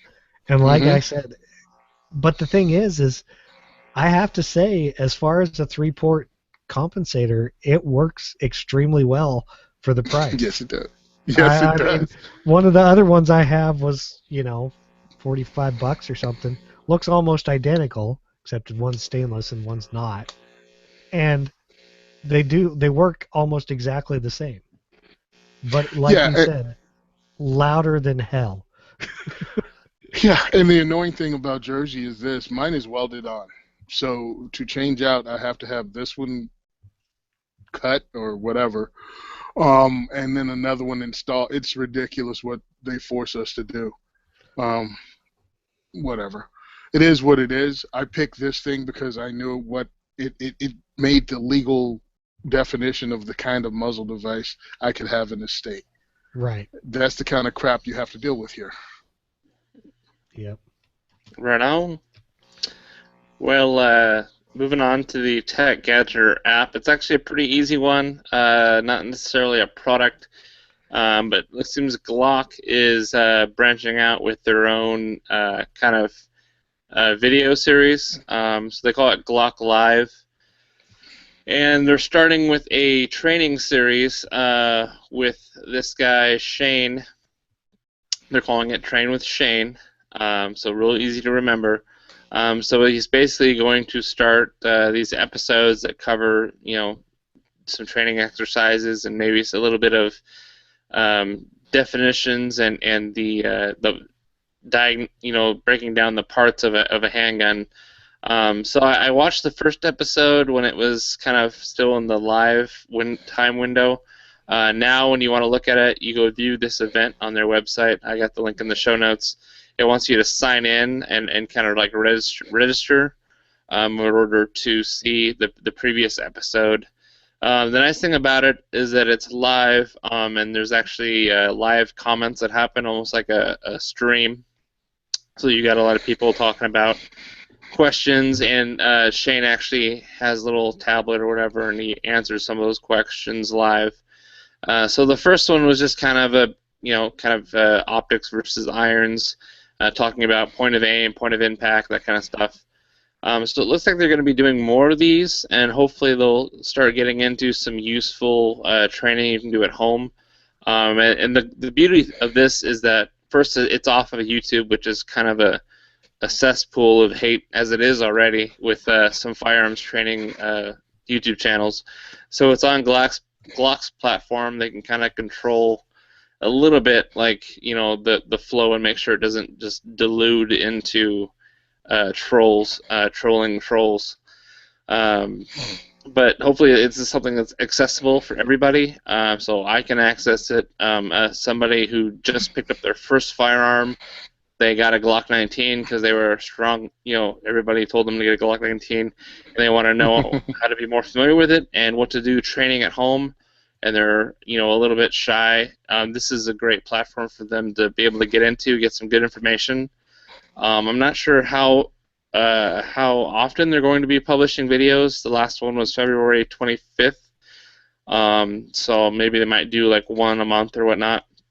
But obviously it'll be a lot through this Shane guy, who he's on Team Glock, if you didn't already know. So competition shooters, fairly familiar with the Glock platform. Obviously that first episode was kind of built to kind of subconsciously promote or plug the Glock 19 and Glock 17 MOS series that just came out this year for SHOT Show. Did you guys get a chance to watch that at all? I didn't get a chance to, but it looked interesting because, I'm like, well, that's kind of cool of Glock to put out this, training type stuff, videos. But, my only thing was I'm like, well, it is a Glock.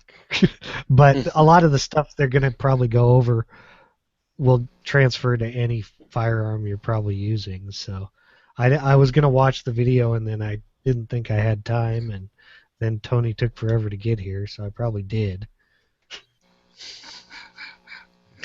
Wow, that was a subtle jab. Oh, I'm subtle? Well, my thing is this. He's mad because he's old and he missed Wapner or maybe Jeopardy. Anyway, shut up, Giza. Eat your supper. I like, one, it's going to be a Glock commercial. Let's not get it twisted. But so what? Glean anything you can from it. You don't necessarily have to own a Glock to learn what they pick up what they put down. I say, as someone who's tactically frugal, you pick up as much good free training tips as you could get and then go shoot. I don't find anything wrong with this information. I haven't seen this particular one, but I've been reading some of the questions and some of the answers that have been posted up. And it's kind of, some of the stuff makes sense. And not only do you get information from Glock, but also people in the audience, you know what I mean, help and give you some information, stuff you could follow up yourself. But why not take advantage of something like this for the knowledge base itself. Yeah. And a big thing is I've seen a lot of videos where it's like more trying to sell the product. So you get like the marketing director in front of the camera, and they're kind of covering the points that I could have read in bullet point form on the product's webpage. So getting an actual shooter involved and them sharing more than just like the boilerplate surface information. He covered trigger pad placement as far as the pad of your trigger finger, where you place it on the trigger. I consider that kind of much higher than like very novice entry level. This is how you shoot a pistol. That's stuff that you wouldn't get from somebody in marketing that is in front of the camera. So I appreciate that level of getting really into the mechanics of shooting better and shooting properly. So hopefully it continues in that pattern and not so much as a constant plug for Glock parts. I don't need to see a video on the Glock triple internal safety system. I could read that in a pamphlet. Yeah. Again, this training, this stuff, when you pick up information from people like this, you don't have to take it with as many grains of salt as you do when you watch someone on YouTube, because who knows what they're talking about. And if you haven't been exposed to something, then you're listening to some of the bigger names and buying into the bull crap they're blowing up your butt. So you can't, especially if you're new to this, you can't discern what's real and what's hype. And go into Glock's page where they have Glock shooters. Understand, most of these shooters are just like you and I, or started off like you and I, and they're just decent human beings, and they got a contract, you know what I mean? So yeah, they want to help as many people as they can. If you ever go to an event and you meet these guys, they're some of the coolest people you ever meet, because they're just like you and I, but they got lucky enough to get paid to do something they like doing anyway. That's as if, I don't know, I got somewhere eating, testing out new Krispy Kreme flavors. Yeah, it'd be wonderful when you meet me. I'd also have diabetes, but you know what I'm saying.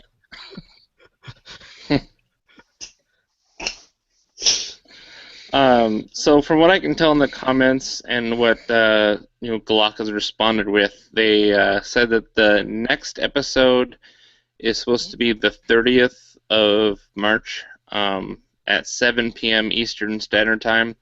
So I'm sure if you follow Glock's Facebook page, you'll be able to see, when that's coming up and be able to actually watch it live.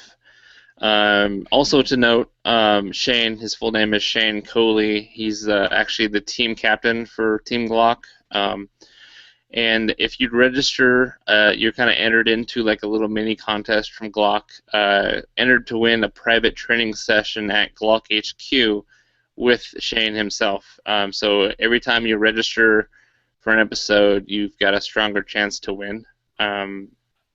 So there's that. There's kind of a little contest built into it. Show up with your. Hey, your quick question. I'm here for the Glock training. Shane, yeah, right. Was Shane one of the guys on Top Shot? I don't recall. His name's not jumping out to me like that. And there was some Michelle Vacuzzi. I don't know if I messed up her name, but I think she's Team Glock. I forget who else. You're right. They have a couple of females. Yeah. I know Gabby Franco, she's on Team Remington, I believe. Or was she on Team Glock too? Yeah. I know she was Remington for a while. Gabby was on Team Glock too, wasn't she? Yeah. Yeah, I think she was. But I remember because I met her at the Remington booth in 2015. So I looked down and I was like, oh great, the R51. And then I was like, oh, Gabby, what's up? Anyway.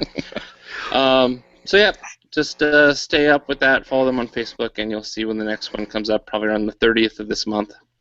So that's the tech side of this episode. What were you going to say, man? Oh, I was just talking about this particular type of training. Rob Pincus has that personal defense network, If you dig stuff like this training, which Glock is offering for free because it's a Glock advertisement, for like $7 a year, you can get like hundreds of hours of archive videos from Rob Pincus and Grant Cunningham and people like that on the Personal Defense Network. I just figured it was training. It's a different. I have my membership. I picked up 2 of them actually because I accidentally double-clicked when it was on sale once. But it's tons of videos about just almost everything firearms, from safety to house clearing to just firing your gun to even gun safes themselves. You can look at some of the videos on YouTube for free, but if you pick up a membership, they have that, they have articles, they have a lot of other stuff. I mean, I want people to get training. I want you to go to a trainer, but when you can pick up information from a reputable source like Rob Pincus, like Grant Cunningham, and again, for like $7 for the entire year, there's no reason you shouldn't take advantage of something like this. Or that, excuse me. Cool. So that being said, that's the tech for this week. No listener feedback to mention, other than I got some emails about someone wanting to talk to Rob, but Rob's not here right now, so I just forwarded that on. The second is for everyone. This is time for Tony to talk even more. What's coming up, man? Second is for everyone. I'm going to branch out this year, but right now let's just concentrate on the April 7th shoot. I'm going to do some other things. At this shoot, I have a Battle Horse knife Comanche that's going up for auction. So come out. Starting at $100, the auction itself. Also, it's a company called Patriot Patch Co. I think that's their website. They provided some patches, some awesome patches that will be given away. This dorky dude with a funny hat, he provided a lot of cool stuff for me, and I really appreciate it. Don't know why it took so long. You know, I've been begging for a year, but okay. I really appreciate what you do and allow me to advertise this little thing that I do. But today I talked a lot about New Jersey gun laws and what you have to deal with just to have a semi-automatic rifle. To the point of the muzzle device has to be a muzzle device and not a flash hider or suppressor. Because of people sitting on their butt in the early 90s, they let this stupid stuff pass. We can't have collapsible or adjustable buttstocks on semi-automatics of anything, shotgun or rifle, because the head of the state trooper said collapsible buttstocks make it easier to hide rifles under a trench coat. And people bought into that crap. Flash hiders make it invisible at night when you shoot a gun. That kind of crap was said and passed. Oh, I hate you, Chad. I hope it falls on your toe. But it's because people didn't vote. People didn't participate. Some people in this state still, to this day, think 30-round mags are legal because they're gun owners that haven't paid attention to the legislation that's going on and don't understand for every 30-round mag they have in their house, that's 5 years of jail each. Don't be this person. Join a local Second Amendment group so you know what's happening in your state. If you don't, this kind of crap can happen to you. You can be somewhere with a 16-round mag and not realize your state changed to only 15 in your firearm. Now what do you do? In Jersey, nothing. You go to jail. It's just that simple, even if it's empty. Only if you're and by the way, if you have a hollow point rolling around on the floorboard of your car and you get caught by the police, you can go to jail. If you have one of those keychain bullets and it has a hollow point projectile in the inert round with a key ring through it, you can go to jail in Jersey. All of this didn't happen by some hocus pocus. This happened because people who were gun owners sat on their asses and allowed this to happen. Don't be this dork. Join the Second Amendment group and know what's going on and help them fight stupid laws like this. I think that's my rant. Oh, yeah, again, I said April 7th, 6 p.m., Gun for Hire Range, Woodland Park, New Jersey. I'm having another one of these events. It's a lot of fun. We already have guest speakers lined up. We're going to have an NRA, ILA. Christian is going to come out and speak, and we're also having the Oath Keepers, New Jersey Oath Keepers, come out and speak this time, just to add diversity to the event, to have people that aren't just Second Amendment people come out and speak. So thanks for your time. Thanks for allowing me to babble. Yep, not a problem, man. So remember to send questions or comments to the new email address, gungearreview@gmail.com. So remember to subscribe and leave us an iTunes review. Check out all the other shows on the Firearms Radio Network on the new website, firearmsradio.tv. Also, be sure to visit the Firearms Insider, the other new website, for reviews and industry coverage as well. So I'd like to thank you guys for showing up, and especially Colin, thanks for joining us. I'd like to get you on a little bit better audio equipment so people can hear you a little bit better, more consistently. But other than that, man, really appreciate you joining and your input. Absolutely. It was awesome. Yep. We'll definitely go shooting sometime. Yes, sir. Going on it. So, in that spirit, everyone have a great week. Go shooting if you can, and I will catch you on the next episode. See you guys. See ya. guys. Bye.